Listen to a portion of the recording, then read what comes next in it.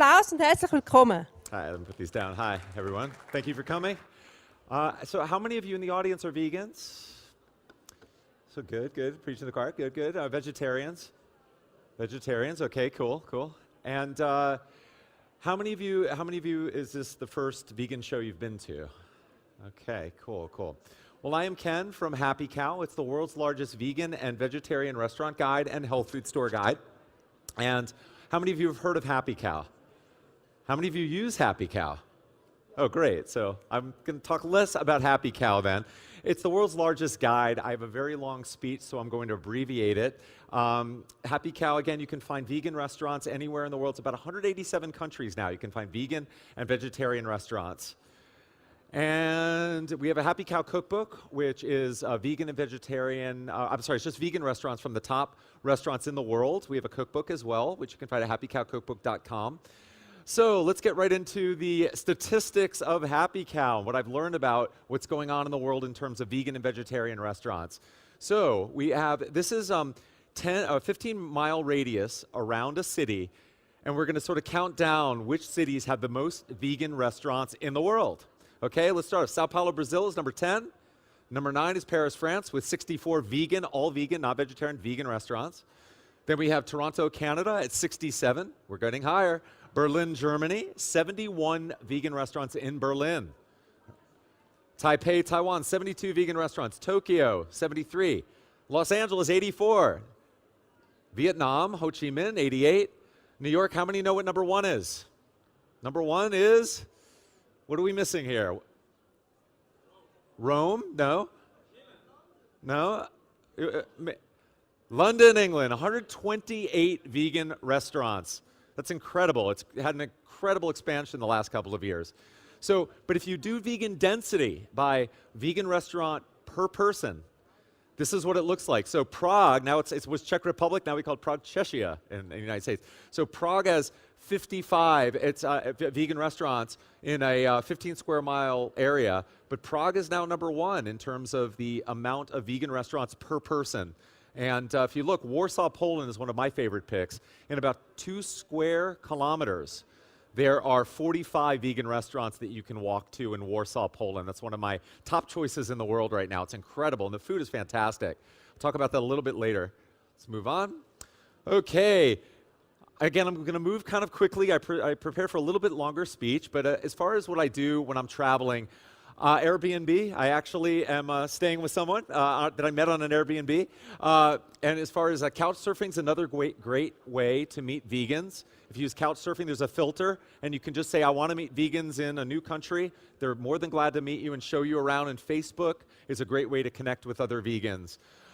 Google Translate, does everyone have this on your phone? Google Translate, if you travel, download Google Translate. I'm not going to talk too much about it, but it's amazing. You can translate anything, menus. You can put the app on a menu. It'll translate the menu into your language. It's an incredible resource. Vitamin deficiencies. How many of you are vegan supplement B12? Okay, so just anyone in this room, you need, if you're vegan, to supplement B12 on a regular basis. That is a necessity. Even people who are not vegan should be supplementing B12 because of the quality of the soils and the quality of the bacteria. It's better to supplement B12. Iron is something else. If you're a vegan, you might want to watch your iron levels, especially as a woman. Calcium, D3, omegas. These are the things that you might want to look out for. I've been vegan for 27 years. I've not had any deficiencies as a vegan for 27 years. Not a problem. So the closest thing I was a little bit low on, actually, was B12, but I wasn't deficient. So those are the things you might want to look out for. You can even take a picture of that if you want. But okay, continuing on, this is the Vegan Passport done by the Vegan Society.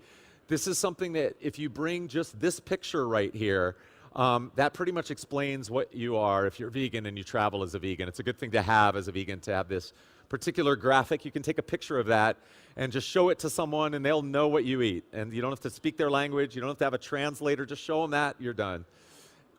And you can also download. On an airplane, you can, nuts, fruits, dried veggies, and beans are great to bring on an airplane. I usually don't like to order vegan meals on an airplane, which you can do. You can order vegan meals on any airplane. It's good to know. I go to local markets to find local fruits and whatnot, and using Google to find local things. This is in Chile, just a fruit market. These are places that don't have many vegan restaurants at all, and they're not good vegan restaurants. You can find various vegan things. Those are murta berries, local markets. My favorite vegan destinations, Berlin. They have a large grocery store called Vegans. How many of you heard of Vegans? Vegans is awesome, yes. So Vegans is the largest vegan grocery store chain. Doner kebab, I had this doner kebab, it was fabulous, and it was very believable in Berlin, and Lucky Leak as well. That's actually vegan meat on a spit, which is pretty awesome. It looks like meat, but it's not, and people are convinced that it is meat, but it's not. And there's the good old meat sandwich in Berlin. That's the best quiche, vegan or not, I've ever eaten. It's fabulous. That was another amazing vegan meal I had. Now, Warsaw, Poland, there are 2 vegan sushi restaurants in Warsaw, Poland. Not 1, but 2.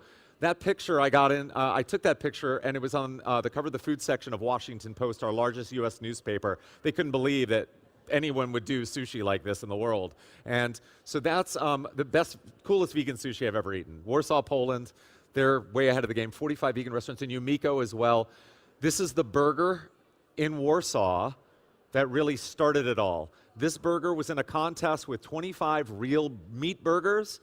This burger won the contest 2 years. It won last year, and about 5 years ago, this is what is stated by a historian as one of the reasons why Warsaw had an explosion. When a vegan burger wins a meat burger contest, you know something is happening in the world of veganism. So London was the first seat on a Happy Cow with 100 vegan restaurants, which is awesome. And in London, my favorite restaurants, I'll just go through, Fed by Water, delicious vegan pizza. Some of these are just here because I want to make you hungry and see some great vegan food. This is amazing. This is that's a meat place where they sell meat, a meat butcher, and then that's the place next to it. Look, it's pretty amazing. So that's the butcher. That's a vegan restaurant right next to the butcher in London. Notice all the customers. This guy was not very happy that I took this video. He did not want people to really see this. So it is interesting to see a butcher next to a vegan restaurant. Butcher has no customers for an hour. I didn't see anyone go in there at all to buy meat, which is good. London, there's the Temple of Satan, which is, again, that's vegan chicken, quite good. Koh Phangan, Thailand. I haven't even been to Thailand. Thailand, anybody? Thailand? Thailand, it's very inexpensive, and for people that live in Zurich, it's probably negative money. It probably costs nothing to go to Thailand, because things are expensive here. This is some of the best food I've had in the world in Thailand and Chiang Mai. Some amazing food in Kunchurn. Mall food is, I had a mall food, it was equivalent, I don't know in francs, it would be around $1 for a meal like this. Just on a big plate, it's about $1 to give you an idea of what that costs at a mall. But fabulous food in Thailand.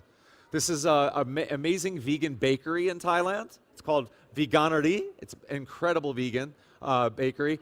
Look at in Los Angeles, one of the best vegan restaurants I've ever been to in the world. It's called Crossroads. This is fabulous. Amazing food. This is in Montreal, Canada. It's called Sushi Momo, and it is fabulous. Vegan sushi. I love vegan sushi. Look at that. That's San Francisco. More vegan sushi. Look at what they're doing, how clever it looks.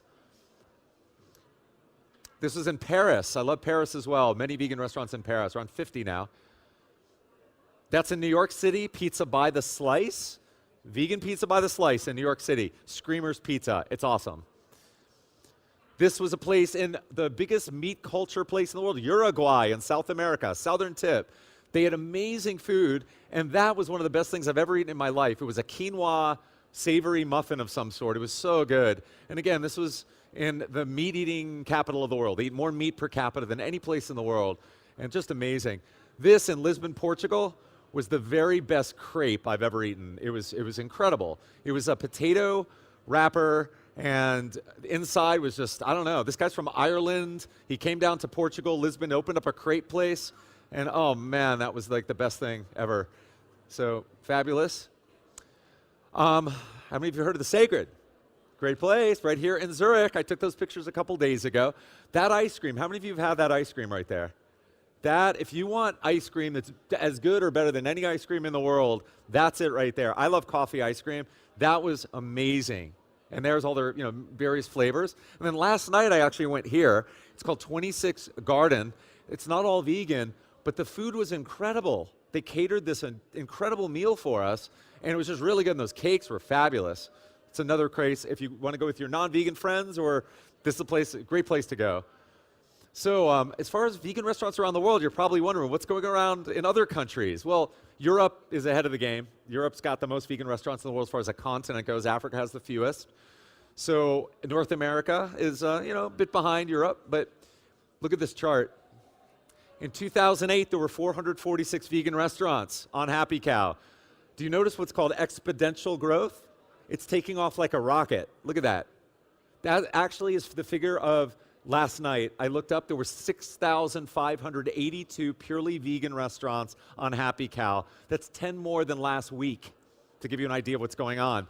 So it's exponentially growing. I don't know if that's going to continue, but every year it's continued since, well, if you look, in around 2012, that's when things really started to heat up, and then things just took off. Okay, according to Ohio State University study, so 80%, if you were thinking of opening up a restaurant, it's a tough business. I heard it's a little bit, once you're in a restaurant business in Zurich, it's easier, but it's not easy work. But they fail within 5 years, at least in the US. But this stat was really interesting. What percentage of restaurants on Happy Cow, vegan restaurants, close after 5 years? 45%. So the number of vegan restaurants that are closing is far less than the number of restaurants that are closing. Tells you something, people. Vegan restaurants, give us a chance, give us a chance. After 10 years, how many restaurants on Happy Cow are closing? Still less, 69 versus 80% of regular restaurants close. So vegan restaurants have a greater chance of staying open than regular restaurants now. Okay, that's our mascot. That guy is a friend of mine in Los Angeles. How many of you know Namai? He's a vegan bodybuilder and a cool guy. Met him in London, actually, and then I realized he lived in LA. So that's the Happy Cow mascot. Now, events are getting really weird in Los Angeles. This was Eat, Drink, Vegan, okay? Now, you see how many people are at this event? Remember these days, because it's about to change, because veganism is taking off around the world. This was me. I had to speed up the video to show you. This is a vegan event, purely vegan, and this is the line to get into the vegan event. And it was so long that I almost had a heart attack, even though I'm vegan. I still almost had a heart attack. These are vegan people about 3 months ago in Pasadena, California, waiting to get into a vegan event, and the line continues and continues and continues and continues and continues. And these are people just wanting vegan food. Now, do you want this, or do you want to have a comfortable vegan event, okay? So this is crazy. This is what's going on, okay? There we go. We reached the end of the line. And it still grew after that, but I had to go. I was like, I'm done with this line. And then you have to go in and pay for food and wait on an hour-long line to get your food. Vegan restaurants from London and other countries are now setting up booths at our vegan events. This is the first year this has happened, and we're sending our companies over to their country. So at vegan events, they're so big now that imagine Swiss companies are going to United States and United States companies, so we're having mixture. I've never seen this kind of thing before, where you have the vegan companies from London. These are top vegan restaurants coming to us this year.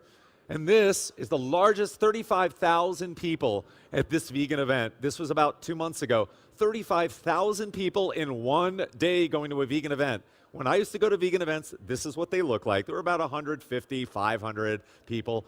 Now look at this. This is almost too much now. This is a very recent vegan event, 35,000 people. It took me 7 minutes to walk to the end with my camera, so I had to speed it up a little bit. I'm not going to show you how big this event is, because it just goes and goes. The problem is there's often lines. You pay to get in, then there's a line, and it's tough. This is a purely vegan event. There's no animal products at this event.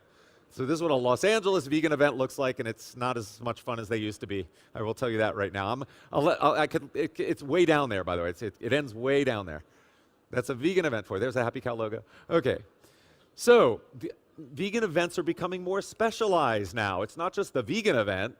It's the vegan cookie event coming up on November 11th in Long Beach. This is not even happening yet. This is the first time I've seen this, a vegan cookie event. There's enough people coming to just the cookies events, okay, and ice cream, whatever that is. Here's some vegan food trends. 12% of millennials are faithful vegetarians compared to 1% of boomers. Clean meat movement. How many of you heard of clean meat? So clean meat is this. Basically, you take cells from a cow, you put it in a dish, and you grow the muscle. So you basically hurt the cow once a little bit. Forever, that meat is just proliferated. Next year, it's happening. We're going to have clean meat. So for vegans, I don't care to try it, but that could save a lot of carbon, and that could save a lot of animal suffering, clean meat. So as chicken, they actually say it's going to come out later this year. The first meat is going to be chicken where no animal was killed. It is chicken, though, because it's from the cells of a chicken. Germany is the #1 in producing vegan products, your neighboring country. It's incredible there. So McDonald's, Domino's, Starbucks, Pizza Hut, Fatburger, Bear, all these are just vegan junk food places, or not vegan junk food places, but these are junk food restaurants. They're McDonald's. How many of you have heard of McDonald's? Nobody? Yeah, didn't think so. So McDonald's now is serving, I know in London they had a vegan burger a number of years ago. In Finland, Sweden, they have a vegan burger. You know, what's going on? So they're testing that. I know the latest I just added was KFC in November, December. They're going to have vegan chicken in London, and England. Vegan chicken they're going to be offering at KFC. This is big news for people like me and vegans. Dairy sales are down, and look, 2015 to 2020, down. And the dairy industry is not happy about it around the world because vegan milk is going up, dairy milk is going down, it's going out. Vegan cheese worth under $4 billion, and there's New Roots. How many have tried New Roots over here? New Roots cheese. If you haven't tried New Roots cheese, you have to try it. I recommend the Camembert. Unbelievable. This is like real cheese. It's aged. It's incredible. So that market is growing massively. The cheese market. People are addicted to cheese, especially in this country, Switzerland. Huge market. Vegan meat, vegan seafood. Chicken, eggs, becoming more like the foods they replace. So we have Gardein, we have all these brands going on. I'll get a little bit into what's going on. Global meat substitutes are going way up. Vegan vending machines, vegan universities are offering vegan options. Vegan cruises. I went on a vegan cruise last year. Largest Nestle's is working on vegan products. This stuff is growing in a way you've never seen it before. This year, 2018, a lot of this I added to my presentation. This is the Impossible Burger. This burger is so believable. It's a vegan meat burger that when you bite into it, you think you're eating meat. It is so believable. This is becoming a very valuable company, the Impossible Burger. The Impossible, this is brand new. The Impossible Burger Pizza. They're taking the meat, they're putting it on pizza. This is right by where I live in Los Angeles, and now they have just added last week, the Impossible Slider with vegan cheese on top. So we're getting into this whole vegan world. This is a fast food pizza place, and they have vegan burger, vegan cheese, vegan burger on. It's just becoming normal now to have vegan stuff. I was in Canada last week at Toronto Vegetarian Festival, and I went to A&W, which is a junk food burger chain, and I was looking for a Beyond Burger, a vegan burger, sold out. They sold out their vegan burgers, so they were left with meat burgers, so I couldn't get one. But it's coming back in October. They say they're going to get more of these. So this is a typical store. This is not a vegan store. This is a typical store. That's all. Where's my little pointer guy? Does this work? Where's the pointer? Right there? Yeah. This is all vegan dairy. All of these are vegan products at a typical American store now. So the sections are starting to grow tremendously. If you notice, that's just, look at all the dairy. And regular dairy is just going out. People aren't drinking it anymore because they know what's in milk, and it's not the greatest stuff in the world, I'll tell you that. It's not good for you. So, and then those are also vegan products. This is made of tomatoes. It's called a himi, and it's salmon made of tomatoes. They take tomatoes, they boil them in a brine, and when you're eating it, you feel like you're eating sushi, but it's actually tomatoes. This is a new product that I saw that was interesting. Some Switzerland trends. I couldn't find any, so I found this. In 2017, it's just starting. This is the first time it's ever been documented. There are 254,000 vegans in Switzerland, and 4 of them are right here. So subtract a couple, and you have the rest of them are there in that statistic. Okay, they're restaurants converting to veganism. In Cambodia, Sabe Vegalicious, they formerly specialized in dog meat, and now they're a vegan meat place. That's weird. I don't know. I find that really odd. Sutton & Sons just this week announced that they were creating the first vegan fish and chips place in London. There's another weird example. These are places that were vegan or were not, they were serving meat, they were serving cheese, and now they're serving vegan. That's pretty cool. Their list continues. Okay, bottom line for restaurants, 213% increase when you convert your restaurant to vegan. Of those restaurants, they're making more money, double the money. Triple, whatever, 213% more money than when they did when they were serving meat and whatnot. So pretty cool fact. Some unusual vegan restaurants. I can go through some of these right here. This is a salt, oil, sugar-free place. Took my dad there. It didn't go over well. It was kind of boring because without salt, oil, or sugar, we're used to salt, oil, sugar. It had, as he said, no flavor. I liked it, but you sort of wanted to add salt because we're all addicted. But this place had avocado-shaped ice cream. It was a little weird. 24-hour drive-through that's vegan now, which is pretty cool. A couple others. Here we go. Blackout is dining in the dark. You walk into the restaurant in Las Vegas. The lights are out. They serve your food in the dark. You don't know what you're eating. Hopefully it's vegan. I don't know what they're doing in there, but yeah. So it's a vegan restaurant in the dark. That's and then a strip club. I wasn't there. Well, actually, maybe I was. I had to go, but I was in a vegan strip club in Portland. It was all vegan food at an adult club. So check that out. This actually is a picture on Happy Cow because you can upload your pictures and your reviews to Happy Cow. This was posted by Jill Fulbright Gray at her blackout meeting or at her blackout experience. That's the picture of her food, and I thought that was kind of cool. So it looks good. What do you think? Look good? Would you order that? I would. That was their dinner. Okay, quick tips for you. I'll go through these very fast. Refried beans in Mexico especially, they often contain pork fat, so be careful if you're ordering. If you're trying to be vegan, you want to be a pure vegan, just be careful of what you eat. Tell them you're vegan ahead of time and you won't have some of these problems. A lot of times even orange juice on an airplane, if it has vitamin D in it, it's often an animal-derived vitamin D. Soy cheese may have milk in it. Marinara sauce, which is a tomato sauce, may contain fish. Apple and orange juices and beers are clarified.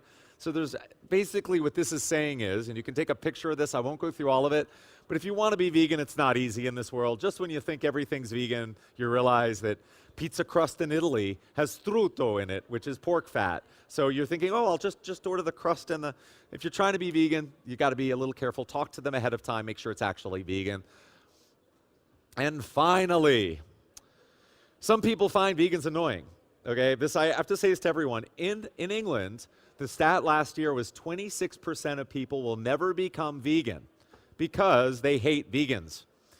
So what I say to people is, let people enjoy their food. I find it the best tactic, but ask them questions about what they do. You know, if you want, but cook for them. Bring them over to your side by cooking for them, being kind, bringing them to events like this, show them that the food is good, and you can do much better. And you'd have to live in a cave if you're actually vegan. No one in this room is vegan. I haven't been vegan 27 years because, if you bought a car, the glue in the car is not vegan. So if you think you're vegan, you're not. So you can't stand on this pedestal and think I'm vegan. There are byproducts in everything. There really. I mean, your shoes might have a glue or just about everything. Your bicycle tires, mine are not. I use specialized bicycle tires. They are not. Mine are vegan. So I want vegan bicycle tires. Who would even know? Your car tires are not vegan. They have stearic acid. Fireworks are not vegan. Whatever. So anyway, that is my abridged speech. Are there any questions? Any answers? Anything you want to talk about? I have a lot of information I didn't talk about in my speech. Any recommendations on countries you want to go to? Wealth of knowledge. All right, cool. Does anyone have the time? Because I didn't keep track. I just went through it fast. It's 5:20. Oh, good. We have plenty of time. I should actually go back with some of my other videos. So some other things as far as like Poland goes. How many of you have been to Poland? Poland. Have you been to Warsaw? What did you think of Warsaw? It's what? Quite spread out. As far as the vegan food. As far as the city goes. But the vegan food's in that one area. Is what? You couldn't find the vegan. Do you use Happy Cow? And you couldn't find the vegan restaurants? Oh, you went years ago. So as I said, Warsaw went through their vegan explosion. Now it's to the point where there are 3 Kroważawas. There was 1 at the time. Now there are 3 of them. So those are growing throughout Poland. And Poland, I even recommended to the city. Initially, Warsaw, the tourism board of Warsaw, they didn't have anything about veganism on their site, but I kept calling them. Now they're branding themselves as like a vegan site. They have vegan options in their city, and they're starting to do that. So it's really important to know to do Warsaw. Do we have any other questions about vegan food around the world as far as tips go? So I have a tip for all of you. So I'm going to start talking about tips that I haven't put into this presentation. So one of the things that I realized about vegans, and everyone should know this, is when I first started becoming vegan, I felt lousy. And the reason I felt lousy is because I was not supplementing B12 because I didn't know what it was. All I was doing is eating pasta marinara for 6 months. Pasta with tomatoes for 6 months. I thought, I'm vegan, I'm great, look at me, I'm doing it. So one of the things that makes people feel lousy, and you can tell your friends this, or if you're a vegan, you might feel lousy right now and you're not telling anyone, is if you don't supplement B12 and you don't supplement vitamin D. How many of you in this room supplement vitamin D regularly? Okay, vitamin D.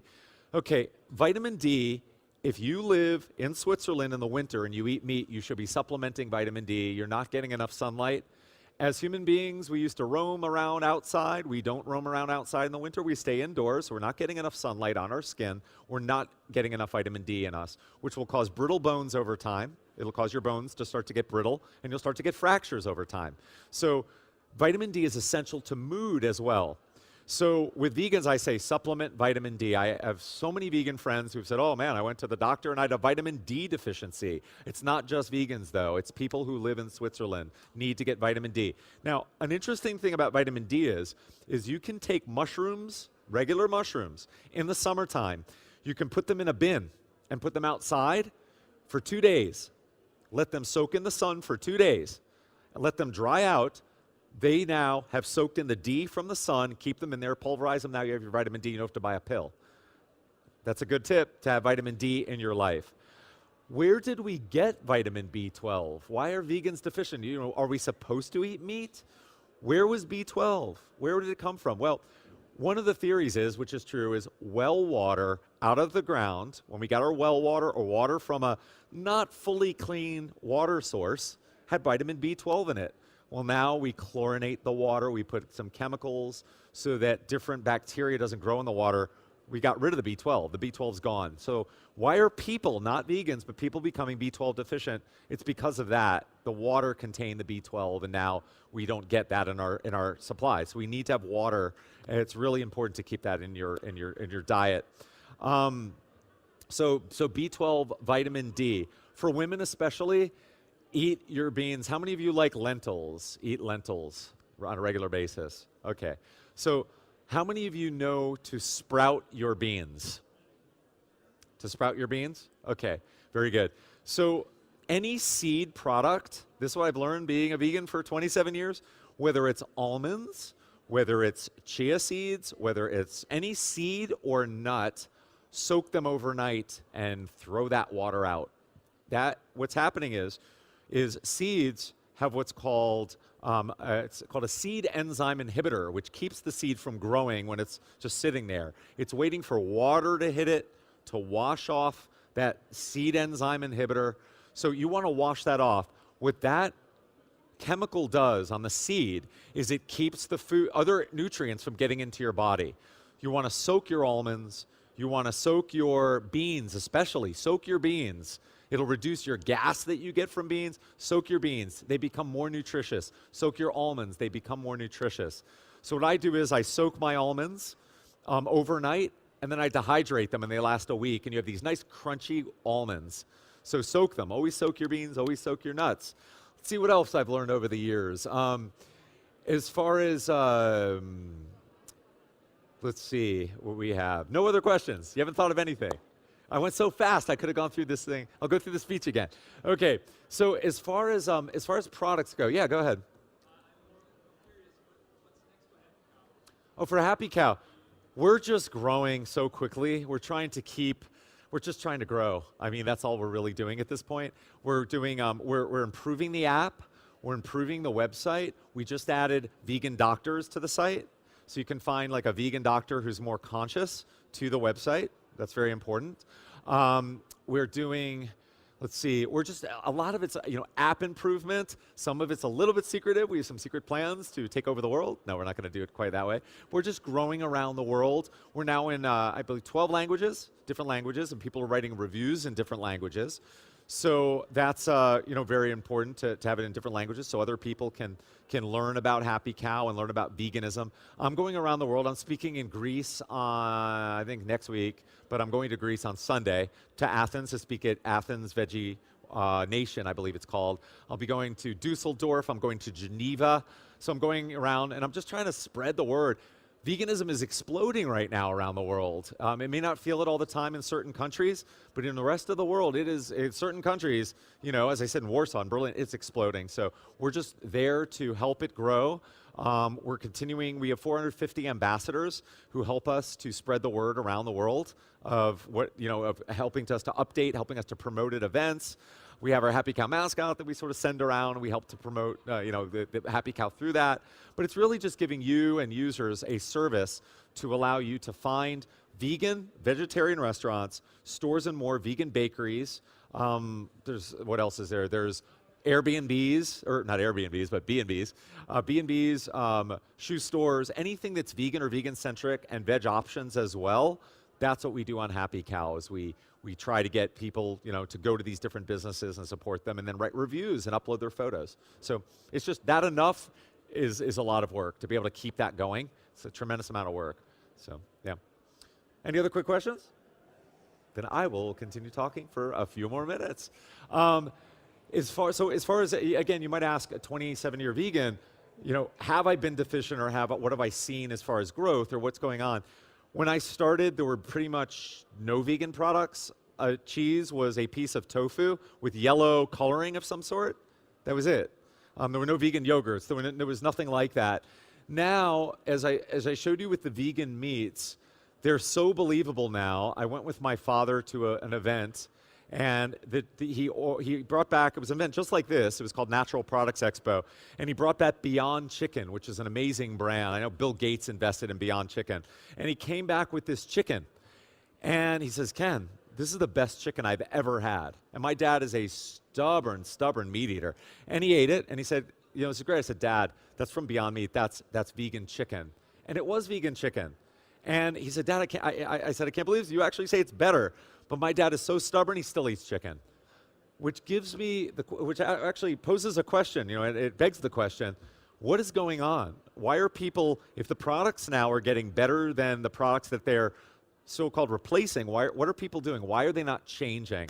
And I've learned about this, and I've seen it, and I've talked to people, I've talked to my dad about this. It comes down to three things, and I thought it was one. I said, when the vegan burger tastes as good as the regular burger, the vegan chicken tastes as good as the regular chicken, things are going to change. No. Convenience. A lot of people need it to be at their local store that's a mile away or they're not going to buy it. But that's not good enough. It's not the taste. It's not just the convenience. It's the price. So it's got to be as cheaper. So, there's so many barriers to habits. People don't want to stop. And as you probably know, casein, casomorphin in cheese is highly addictive.